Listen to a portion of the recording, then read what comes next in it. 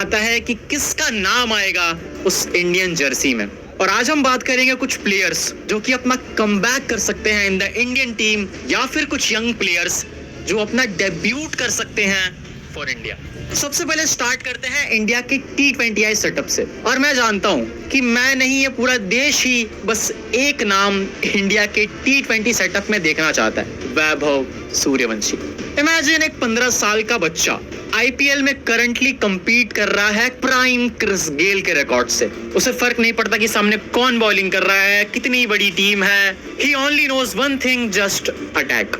तुम ना एक बार प्रेशर इमेजिन करो, एक प्लेयर जो कि यंग है और अपना आईपीएल का पहला प्लेऑफ खेल रहा है। सोचो ये चीज उसके करियर में कितनी इंपॉर्टेंस होल्ड करती होगी। पर ये बंदा अपने करियर का पहला आईपीएल प्लेऑफ खेलता है एसआरएच के अगेंस्ट, और उस मैच में वो क्या करता है, एसआरएच की पूरी बॉलिंग लाइनअप स्मोक कर देता है। क्रिस गेल का most success in the season का रिकॉर्ड तोड़ देता है और द फास्टेस्ट आईपीएल सेंचुरी के भी एकदम करीब पहुंच जाता है। आईपीएल का one of the most toughest bowling attack के सामने 97 रन्स बनाता है इन जस्ट 29 बॉल्स, जिसे देखकर क्रिकेट गॉड सचिन तेंदुलकर तक हैरान हो जाते हैं कि कैसे ये टीनेजर अपना फ्रंट फुट क्लियर करता है रूम बनाने के लिए। और ये बस एक इनिंग में नहीं होता है, वो हर इनिंग में सेम इंटेंट के साथ उतरता है। और जो काम ये बंदा राजस्थान रॉयल्स के लिए कर रहा है, aggressive intent in the power play, अगर वही इंटेंट लेकर वो इंडिया के लिए उतरेगा,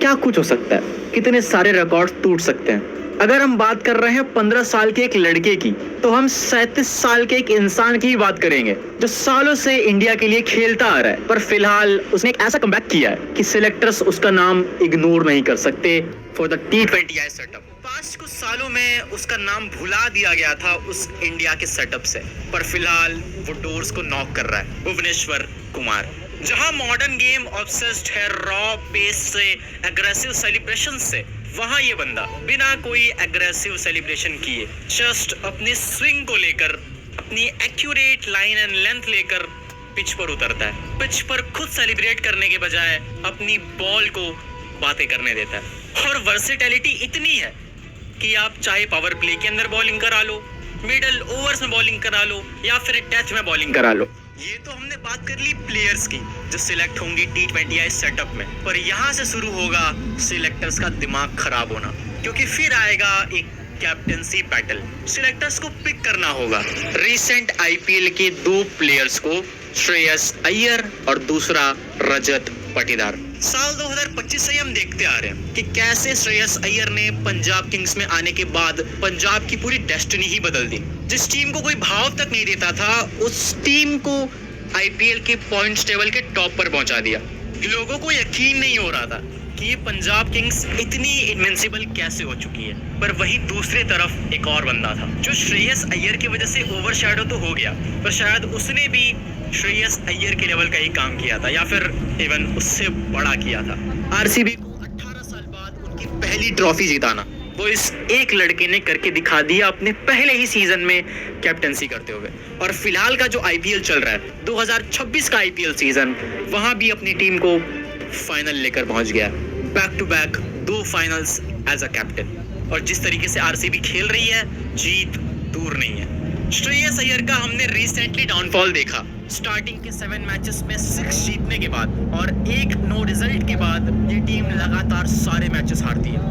और वहीं दूसरी तरफ जहां रजत पाटीदार की RCB back to back matches जीतते जा रही थी, अब लाइमलाइट वहां पहुंचते जा रही है। तो अब ये बैटल कंटिन्यू होगी और देखना ही होगा कि सिलेक्टर्स किसको पिक करते हैं। और सच कहें तो दोनों बंदे बहुत डिजर्विंग है। और जब हम बात करेंगे इंडिया की T20I सेटअप की, तो इन दो प्लेयर्स का नाम सिर्फ कैप्टेंसी की वजह से ही आगे नहीं आएगा। इन दोनों का जो इंडिविजुअल परफॉर्मेंस है वो भी आप इग्नोर नहीं कर सकते। और अब हम आगे बढ़ते हैं T20I से ODI की तरफ, जो कि शायद एक लास्ट ड्रीम है 2027 का ODI वर्ल्ड कप। तो वहां पर भी एक नाम इंक्लूड ऑलरेडी हो चुका है, प्रिंस यादव। प्रिंस यादव एक बहुत ही टैलेंटेड बॉलर जो कि टेनिस बॉल से अपने रिदम को स्ट्रॉन्ग करता आया और फिर उसको मौका मिला एलएसजी के लिए खेलने का। प्योर पेस से बॉलिंग करना, बाउंस से बॉलिंग करना और रिलेंटलेस इंटेंट से बॉलिंग करना, और उन्होंने वो टूर्नामेंट फिनिश किया विद 16 विकेट्स इन 14 मैचेस।